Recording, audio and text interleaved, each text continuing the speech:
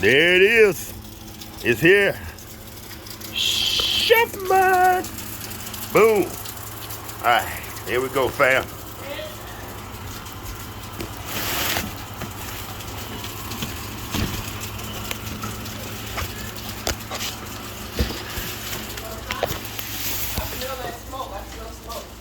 Oh, I was burning trash in the backyard before I left. I know, right? Hey, buddy. Look what we got, bud. Look, we got a new Chefman. We got a new air fryer. Boom. Boom shakalaka.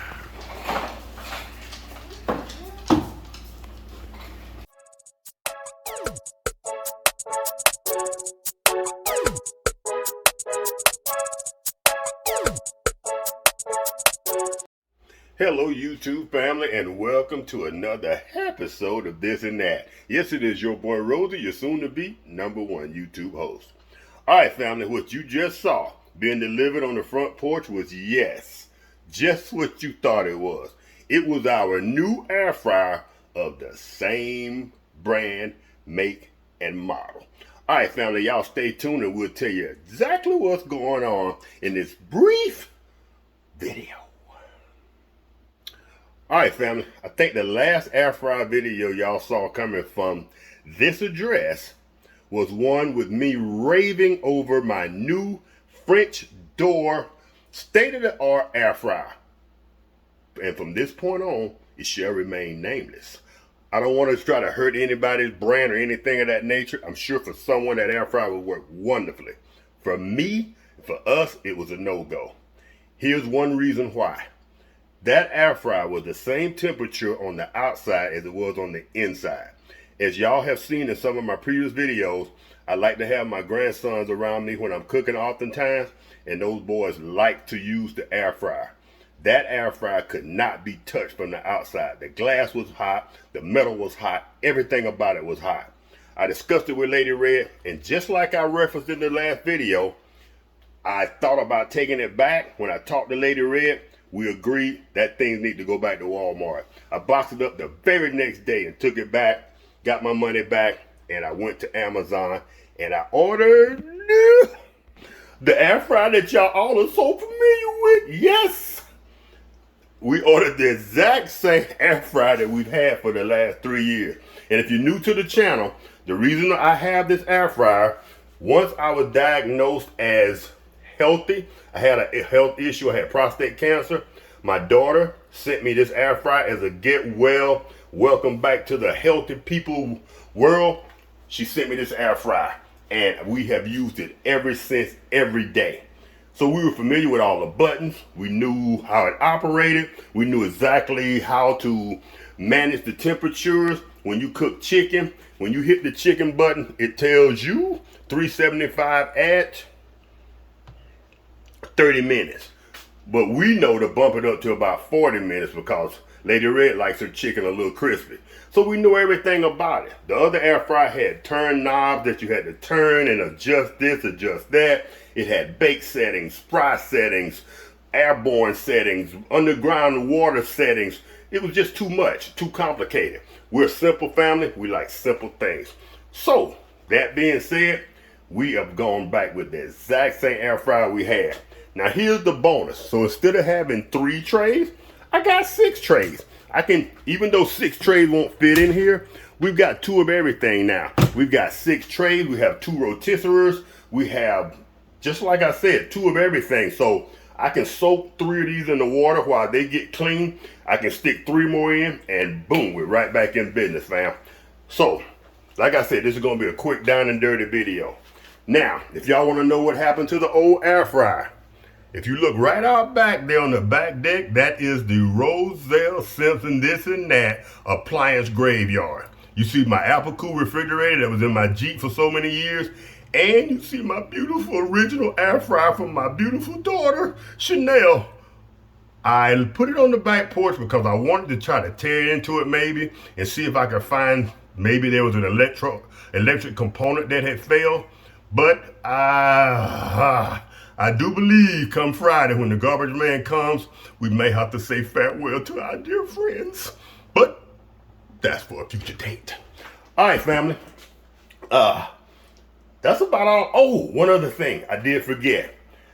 I wanted to keep, I saw a lot of reviews on this air fryer that said they had the same thing happen to them that happened to us.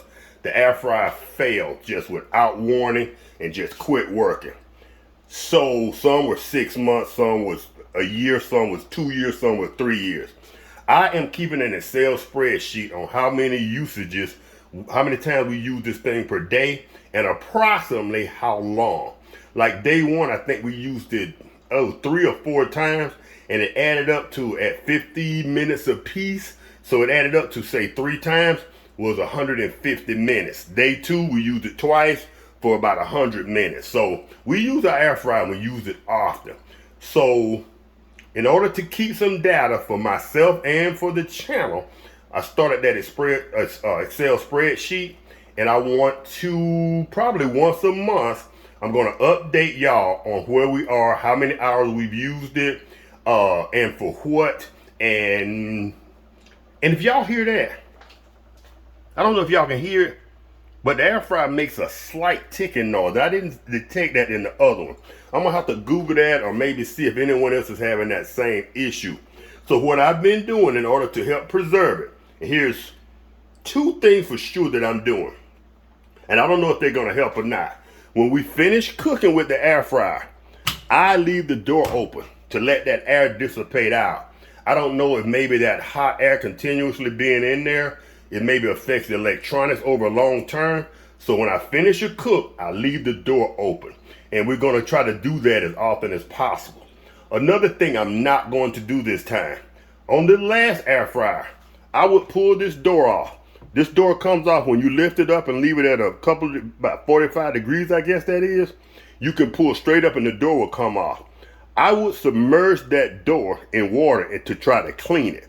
I don't know if that's good for that door or not. So we're going to try not to do that this time. Unless there's really get something dirty and oily and crummy in there, we're going to try to avoid that. The next thing I'm doing for cleanliness, I keep that bottom tray covered with aluminum foil. But what I'm not going to do, last time, I would let that aluminum foil, put it on too tight, and the grease would run over the sides, and I think run down into the air fryer. I'm not sure that did it any good as well. So we're going to do a couple of things to try to preserve this thing.